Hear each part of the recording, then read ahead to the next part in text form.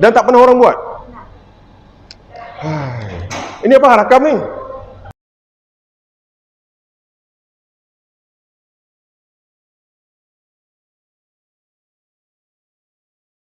Anak saya kan, anak saya nak makan aiskrim, lepas tu dia nak makan benda yang dimakan kat luar tu, tak boleh, memang tak boleh makan benda luar, tak boleh masuk.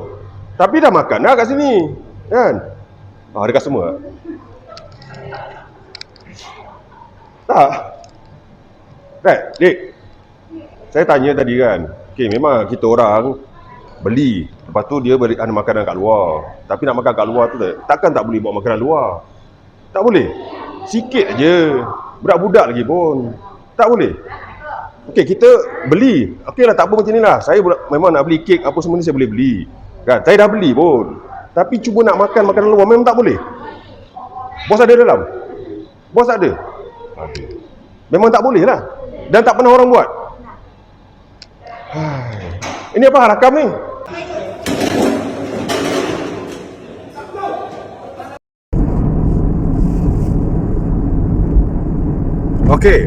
Assalamualaikum warahmatullahi wabarakatuh. Salam sejahtera, salam ceria diucapkan kepada anda semua.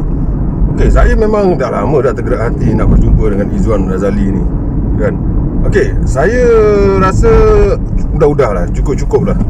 Saya rasa tiba masanya untuk dia ni dipanggil ke oleh mana-mana penerbit ke pengarah ke untuk jadi pelakon sebenar di kaca televisyen dan sebagainya. Jadi saya pun tak faham lah. Saya ingatkan, saya macam ni lah, saya menyarankan kepada siapa-siapa pemilik restoran ke peniaga ke apa ke kan, yang inginkan kuasa viral, agar udah-udah lah elakkan lah panggil Izwan Razali. Saya rasa di tempat tu rasanya okey. Dia tak ada kerjanya dia nak buat konten tu. Saya rasa semata-mata suka-suka, secara sukarela. Biasanya orang-orang yang dah ada nama ni, dia akan dipanggil atau diundang. Contohnya macam baru-baru ni si adik Stopa ni kan, dia dipanggil untuk buat konten di restoran ataupun di kedai handphone ke kan, yang saya nampak. Jadi termasuklah Izwan Razali ni. Jadi saya bukan menasihat, tapi saya rasa tiba masanya untuk elakkan lah buat konten. Saya memang pernah juga buat konten bergaduh ni dengan Azhan Rani, dengan Ilya Sepatu ataupun Ilya Senario macam tu. Pak Ya manggil kan. Tapi benda tu dirancang dengan penuh susunan ataupun tidak mendatangkan kejutan ataupun persepsi yang negatif daripada orang keliling. Saya pernah juga buat. Maknanya saya nampak kat sini, kali ni betul-betul nampaknya ni. Saya tak pastilah yang tendang terajang dia tu adakah konten semata-mata ataupun tapi dia punya tendang terajang tu real tu kan. Bukan sikit-sikit tu. Tak tahulah kalau Izwan Razali ni sanggup dirinya diterajang, ditendang macam tu semata-mata ataupun demi konten ni.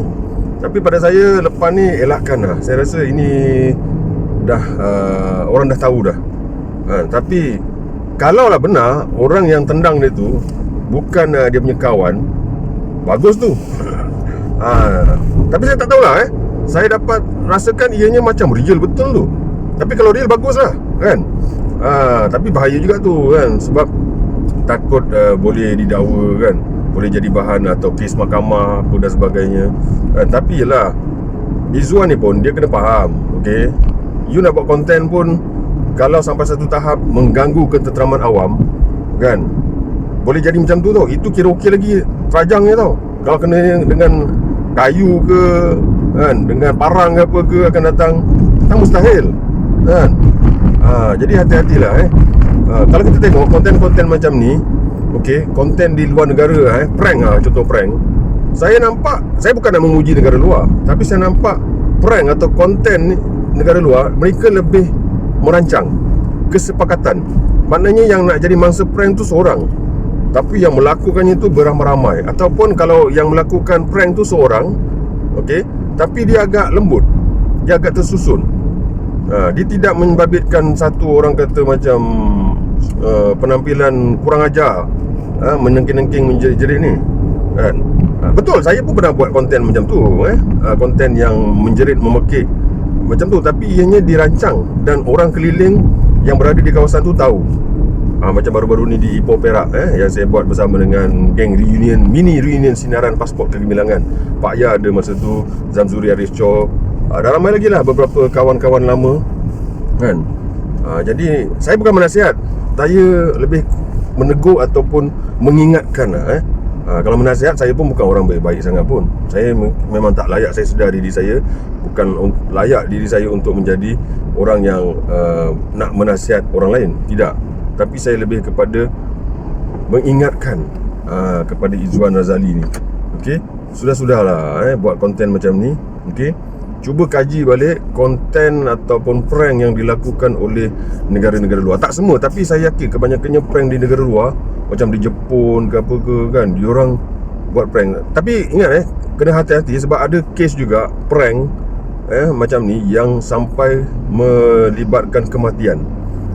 Dia prank kawan dia jadi hantu ke apa, mengendap dia tunggu dalam rumah, kawannya balik, terkejut kawannya sebab ada penceroboh dan dia lari. Apabila lari, rakaman kamera tu tak putus, dia lari dan akhirnya dia berlari ke jalan raya dan dilanggar. Jadi buat prank ni kena hati-hati kan. Sama ada orang yang ada prank di keliling tu yang menjadi mangsa, atau diri anda sendiri jadi mangsa. Macam kes Izwan Razali ni, dia sendiri jadi mangsa kan, kena terajang.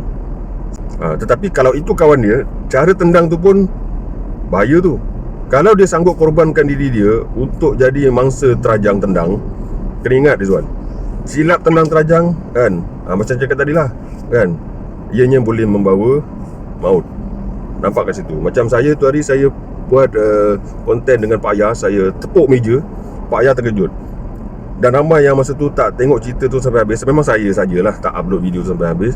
Dan ada YouTuber yang jadikan benda tu sebagai konten. Dia kata tak patut, Pak Ya ni ada sakit jantung ke apa ke kan terkejut. Sebenarnya benda tu saya dah rancang. Jadi Pak Ya dah tahu dah yang dia akan buat, saya akan buat dia terkejut. Jadi bukannya, dia lain tau. Satu perancangan mengejut, hentak meja tu, buat orang terkejut lah sebenarnya tu. Yang dirancang dengan yang tidak dirancang dia beza. Jadi kat situ boleh saksikanlah, saya sertakan beberapa link video yang saya pernah buat bersama dengan Azan Rani dan juga Pak Ya Sepatu, Pak Ya Sepatu ataupun Ilya Senario. Okey. Jadi tersilap kata, terkasar masa, saya mohon ampun dan maaf. Okey. Macam saya cakap tadi, saya bukan nak menasihat Izwan Razali ni, tapi saya saling ingat mengingati. Tersilap kata, terkasar masa, saya mohon ampun dan maaf. Assalamualaikum warahmatullahi wabarakatuh. Terima kasih dan bye-bye. Berlakon nak cakap apa Tak, anak saya kan, anak saya nak makan aiskrim, lepas tu dia nak makan benda yang dimakan kat luar tu. Tak boleh makan benda luar, tak boleh masuk. Tapi dah makan dah kat sini kan. Ada customer dalam ada orang tak? Tak ada. Memang selalu sunyi tempat ni. Sunyi macam ni So, abang nak buat lakonan sikit kan, adik. Jangan terkejut tau. Nanti kita berlakon